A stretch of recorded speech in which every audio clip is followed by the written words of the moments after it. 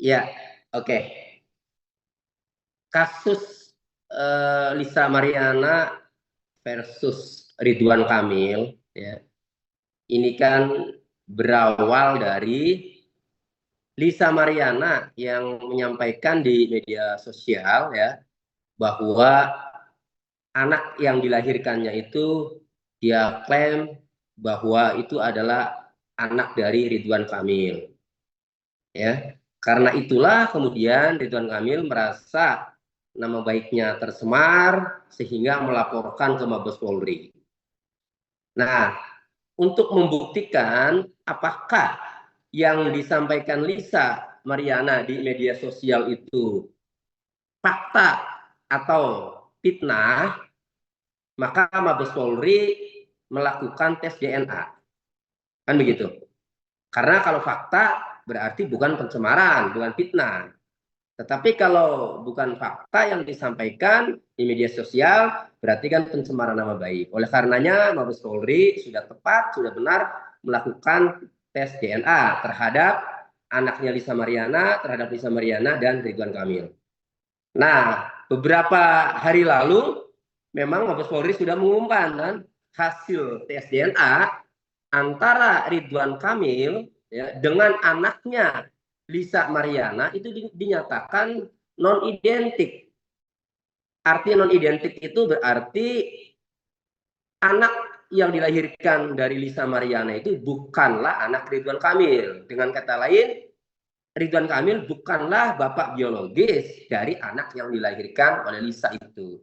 Yang identiknya adalah hanya anak dengan ibunya, yaitu dengan Lisa Mariana.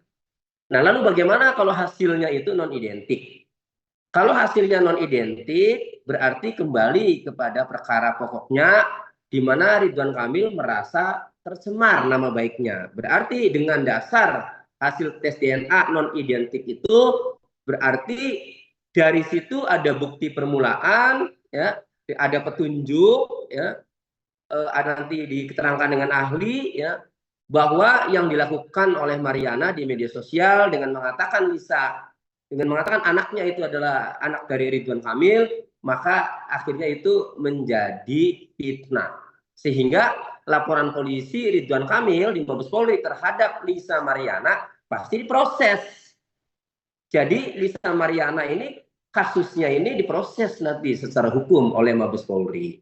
Nah, pasal apa saja sih yang dilaporkan Ridwan Kamil di Mabes Polri terhadap atau terlapornya Lisa Mariana? Ternyata setelah saya pelajari itu ada 3 pasal. Ya. Pertama pasal 51 junto pasal 35 Undang-Undang ITE. Ini saya kutip dari berita liputan6.com, ya. Pasal 51 junto pasal 35 Undang-Undang ITE. Apa itu pasal 51 junto pasal 35? Pasal 51 itu bunyinya setiap orang yang memenuhi unsur sebagaimana dimaksud dalam pasal 35 dipidana dengan pidana penjara paling banyak paling lama 12 tahun dan denda atau denda paling banyak 12 miliar rupiah. Ini ancamannya nggak main-main, 12 tahun ancamannya. Lalu melakukan pidana apa? Pasal 51 ini. Diatur dalam pasal 35, ini setiap orang dengan sengaja dan tanpa hak atau melawan hukum melakukan manipulasi, penciptaan, perubahan, penghilangan, pengerusakan informasi elektronik. Jadi pasal ini mengatur orang yang memanipulasi, penghilangan, pengerusakan informasi elektronik atau dokumen elektronik yang seolah-olah asli, seolah-olah otentik padahal sudah dimanipulasi. Nah, kemudian disebar luaskan. Nah, saya tidak tahu nih, bukti dari pasal ini yang dilaporkan oleh Ridwan Kamil itu apa? Apakah video yang diupload di Instagramnya Lisa Mariana itu dimanipulasi? Hanya Ridwan Kamil dan Lisa Mariana ini yang tahu, serta penyidik. Nah, faktanya Ridwan Kamil melaporkan pasal 51. Kemudian yang kedua, itu pasal 48 junto pasal 32. Pasal 48 juga sama junto pasal 32 ini sama, mengatur larangan memanipulasi, pengerusakan, penghilangan, ya, kemudian seolah-olah konten itu asli, otentik, padahal tidak, sama. Nah, ancaman hukumannya itu 8 tahun, ya, ancaman hukumannya. Nah, ini juga ancamannya berat. Nah, lagi-lagi apa sih barang buktinya? Mungkin bisa saja video yang diupload itu.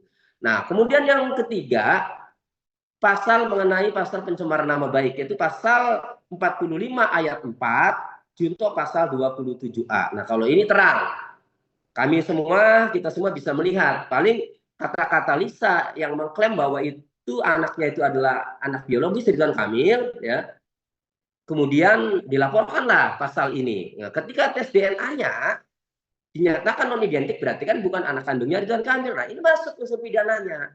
Nah, hanya saja ini ancaman hukumannya 2 tahun. Nah, jadi yang dilaporkan oleh Ridwan Kamil yaitu pasal 51 junto pasal 35, pasal 48 junto pasal 32 dan pasal 45 ayat 4 junto pasal 27A Undang-Undang ITE ini akan diproses secara hukum. Seperti yang kita dengarkan juga dari Mabes Polri, setelah diumumkannya hasil DNA ini non identik, maka langkah selanjutnya Bareskrim Mabes Polri ini akan melanjutkan ke penyidikan agar ada kepastian hukum. Nah, berarti dampaknya bagi Lisa ketika non identik ini, ya Lisa akan menghadap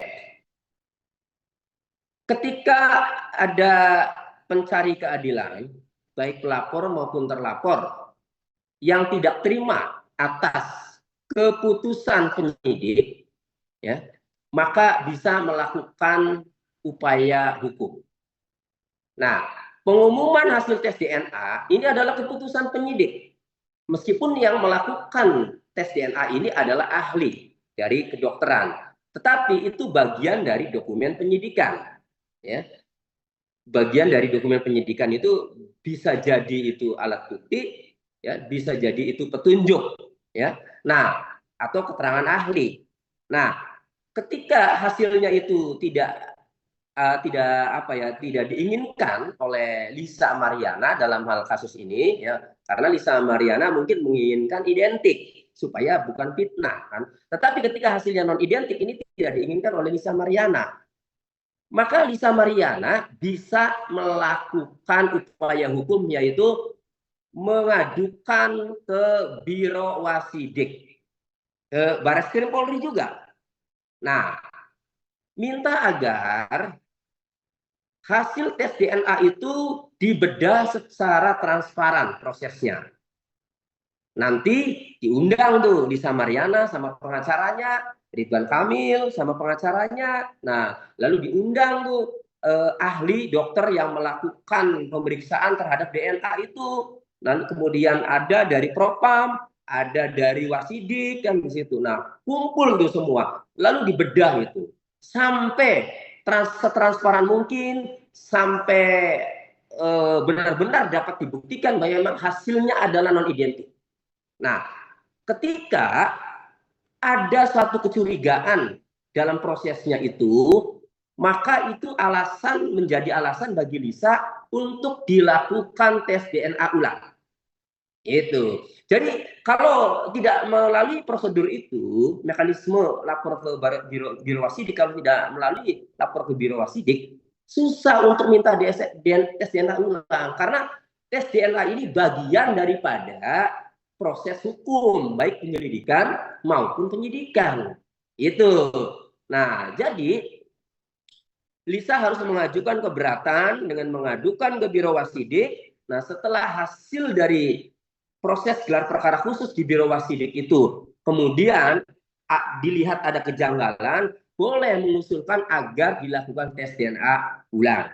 Nah, nanti dari mana tes DNA ulang? Boleh saja Lisa pengacaranya mengusulkan, saya ingin independen misalnya, tes DNA-nya itu dari luar negeri. Nah, nanti tinggal mekanismenya. Nah, apakah disetujui atau tidak nanti kan? Nah, tetapi kalau mau berupaya ya, menyampaikan keberatan atau tidak terima dengan hasil tes DNA itu kemudian keberatan, itu bisa melalui pengaduan ke Biro Wasidik, namanya gelar perkara khusus membahas bagaimana proses DNA sampai benar-benar Lisa atau pengacaranya itu melihat bahwa ini oh iya udah transparan. Nah, kalau kemudian masih merasa belum, boleh di situ. Itu. Nah, tapi nanti keputusannya tetap di penyidik. Itu.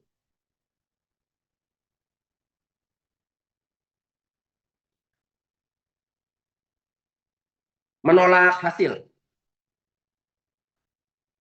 Oh, ya, Ridwan Kamil ini kan sebagai pelapor, ya. Tentu yang menentukan itu penyidik. Ketika penyidik diadukan oleh terlapor karena dianggap ya proses tes DNA-nya ini tidak dipercaya kan gitu.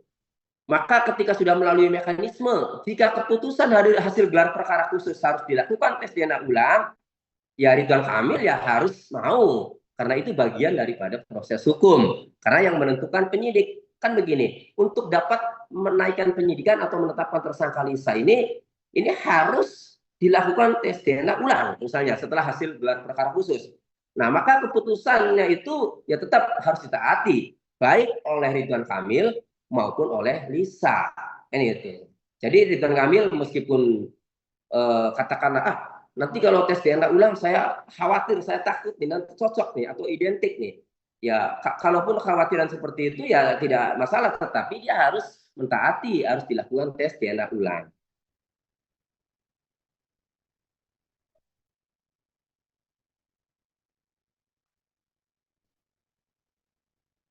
Ya, kalau tidak dilakukan tes DNA ulang, nah berarti kan sudah final tuh tes DNA-nya, hasil DNA-nya itu non identik, berarti unsur pencemaran nama baik ini terpenuhi karena yang disampaikan saya ternyata tidak benar, ternyata fitnah kan itu. Nah, ya tentu proses selanjutnya naik penyidikan karena ditemukan peristiwa pidana. Nah, kalau sudah naik penyidikan berarti nanti selanjutnya itu menentukan atau menetapkan tersangka. Gitu.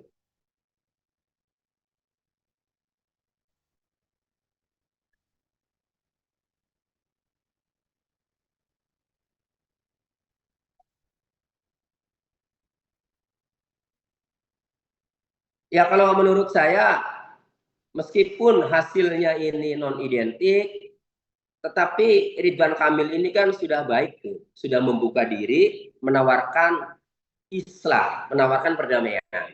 Kan itu.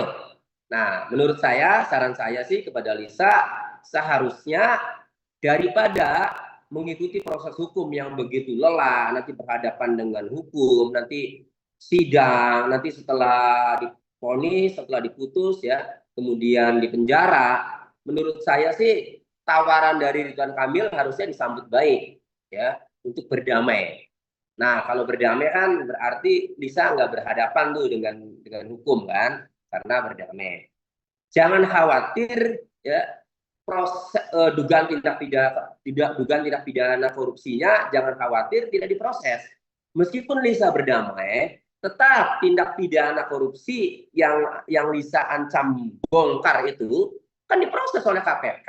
Faktanya Lisa sudah dipanggil KPK memberikan keterangannya sebagai saksi. Bahkan setelah keluar dari KPK kan Lisa menyampaikan ke wartawan bahwa mengakui adanya aliran dana dari Ridwan Kamil kepada Lisa yang diduga itu dugaan korupsi BI CSR kan. Nah, PJB, sorry, PJB CSR.